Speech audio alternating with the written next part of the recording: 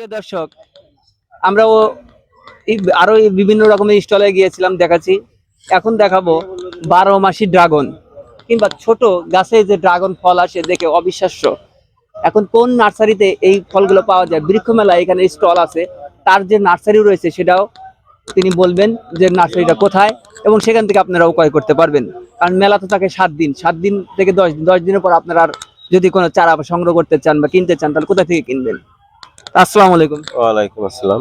ভালো আছেন? জি ভালো আছি ইনশাআল্লাহ। আচ্ছা, আমার ভালো লেগেছে যে এখানে যে ছোট্ট টবের ভিতরেই আপনি গাছ লাগিয়েছেন, গাছটা খুব ঝাপসা হয়েছে এবং ড্রাগন ফলটা এসেছে। এটা কি জাতের ড্রাগন ফল গাছ? এটা আসলে 12 মাসে, এটা সারা বছরই এই ফল ধরানো সম্ভব।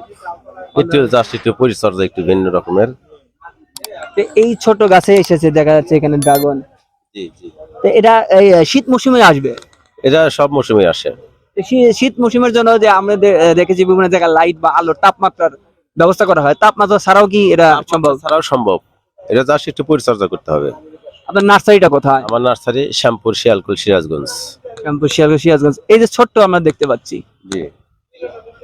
একবার ছোট্ট গাছে, এই ছোট্ট গাছে এটা তো প্রথম ফুল এসেছে। এটা কি বড় হবে? হ্যাঁ বড় হবে। এটা পরাগান করতে হবে। এটা যখন ফুলটা একটু বড় হবে তখন এটা একটু পরাগান করতে হবে। একটা লাঠি দিয়ে বা একটা ঝাড়ু দিয়ে কোনো কিছু দিয়ে এটা একটু আঘাত করতে হবে, বা একটা পেঁপে গাছের ফুল থেকে ওটা স্পর্শ করে না, এটাতে স্পর্শ করলেই এটা ফল ধরবে। তাহলে দেখা যাচ্ছে এত ছোট গাছে এসেছে, এর জন্য আপনি কি কি পরিচর্যা করছিলেন? এটার জন্য কোনো পরিচর্যা করা হয় না, জাস্ট একটু আপনার স্প্রে করা হয়েছে ওষুধ, আর এটাকে দুর্বল করা হয়েছে। অনেকে দেখা যায় গাছ লাগানোর পরে শুধু পানি দেয়, পানি কম দিলেই ফুল এসে যায়। আচ্ছা, এটার জন্য কি মাটি উপযোগী? এটার জন্য মাটি এঁটেল মাটি তাহলে ভালো হয়। ভালো হয়, এঁটেল মাটি হলে ভালো হয়। আচ্ছা, দেখ ওই যে টবের ভিতরে আপনার দেখা যাচ্ছে বিভিন্ন রকমের, এই যে এগুলা দেখতে পাচ্ছি, এগুলো মনে হয় জৈব সার।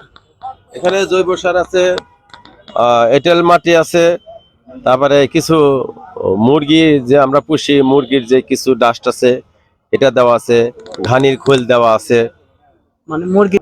সুপ্রিয় দর্শক, শুধু গাছ কিনবেনই না, গাছ যে কিনে লাগাবেন বারান্দায় কিংবা ঝুলে রাখবেন সেরকম পটও রয়েছে।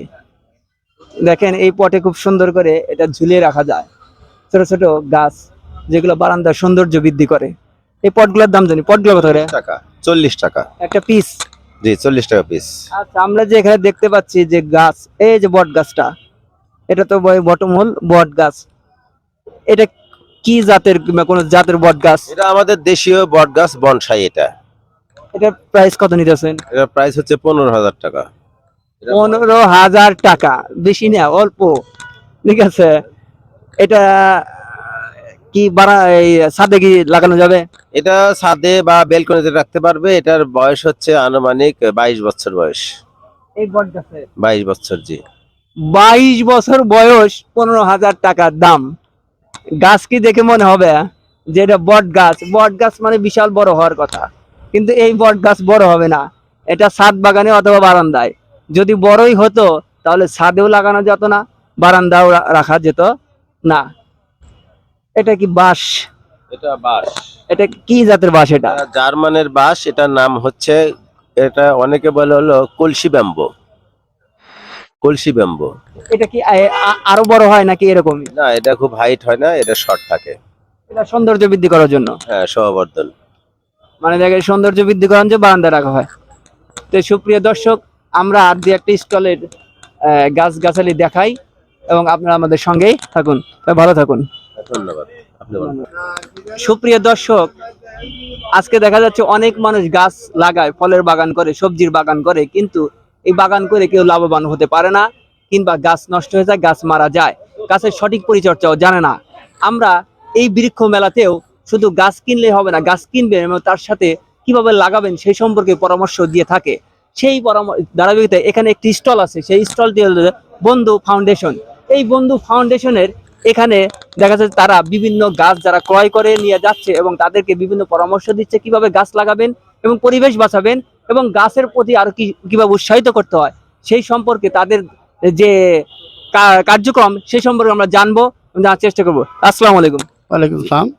আচ্ছা, ভালো আছেন? জি আলহামদুলিল্লাহ। আচ্ছা, আপনাদের যে এই বন্ধু ফাউন্ডেশন সংস্থার আপনাদের কাজ কি কি সেই সম্পর্কে দর্শকদেরকে একটু অবহিত করুন।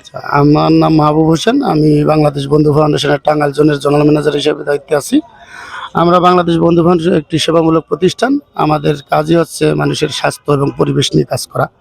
আমরা বাংলাদেশ বন্ধু ফাউন্ডেশন থেকে আমরা বর্তমানে 6টি প্রকল্প নিয়ে কাজ করতেছি। তার মধ্যে পরিবেশ বান্ধব বন্ধু চুলা, সাশ্রয়ী চুলা, জলবায়ু বান্ধব বৃক্ষরোপণ, জলবায়ু বান্ধব কৃষি, সুপেয় পানি এবং আমাদের আরেকটা প্রজেক্ট আছে বাঁশুরি একটি নজরুল চর্চা কেন্দ্র। এই সমস্ত প্রকল্পগুলোর মাধ্যমে আমরা পরিবেশ বান্ধব বন্ধু চলার মাধ্যমে মানুষের মহিলাদের স্বাস্থ্যহানি থেকে রক্ষা করি।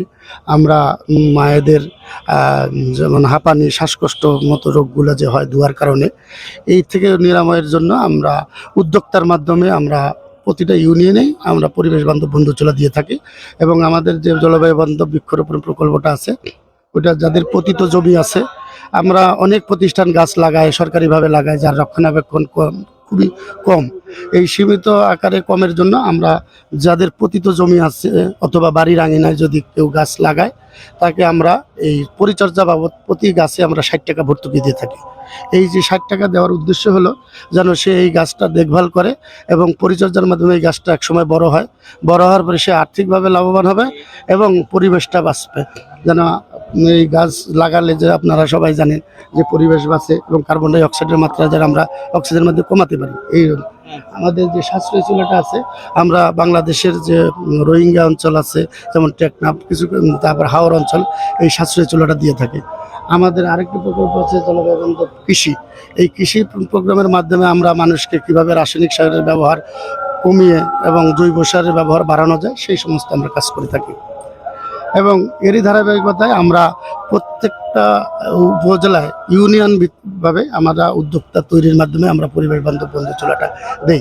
এবং আমাদের প্রত্যেকটা ইউনিয়নে আমাদের কৃষি, আমাদের বনায়ন প্রকল্প, আমাদের চুলা প্রকল্পের অফিসাররা আছেন। তারা কোনো ত্রুটি হইলে, যদি কোনো চুলাটা যদি কোনো সমস্যা দেখা দেয়, আমরা 24 ঘন্টার মধ্যে এই চুলাটার সংস্কার এবং ট্রিটমেন্ট করে থাকি। আমাদের বনায়ন প্রকল্প যেটা আছে, এটার মাধ্যমে আমরা মানুষকে উদ্বুদ্ধ করে থাকি যে আপনারা প্রচুর পরিমাণে গাছ লাগান। গাছ লাগালে পরিবেশ বাঁচবে, পরিবেশ বাঁচলে আপনার প্রকৃতি বাঁচবে, প্রকৃতি যদি বাঁচে আমরা সবাই মিলে একসাথে সুন্দর একটি সমৃদ্ধ বাংলাদেশ করতে পারবো। এটাই আমাদের মূল কাজ। ধন্যবাদ আপনাকে। সুপ্রিয় দর্শক, বন্ধু ফাউন্ডেশন তার কার্যক্রম সম্পর্কে আপনাদেরকে অবহিত করলেন। এবং এই মেলাতে আপনারা যারা গাছ ক্রয় করতে আসেন, তারা গাছ ক্রয় করুন এবং ক্রয় করার পরে এই বন্ধু ফাউন্ডেশনের মাধ্যমে বা এখান থেকে আপনারা তথ্য ও পরামর্শ নিয়ে সেই মোতাবেক কাজ করুন। ইনশাআল্লাহ আপনাদের কাছে সফলতা আসবে। এই সফলতা আশা ব্যক্ত রেখে আজকের পর্ব এখান থেকে বিদায় নিচ্ছি। সবাই ভালো থাকুন, সুস্থ থাকুন, সবার ভালো সুস্থ কামনা করছি। আসসালামু আলাইকুম রহমতুল্লাহ।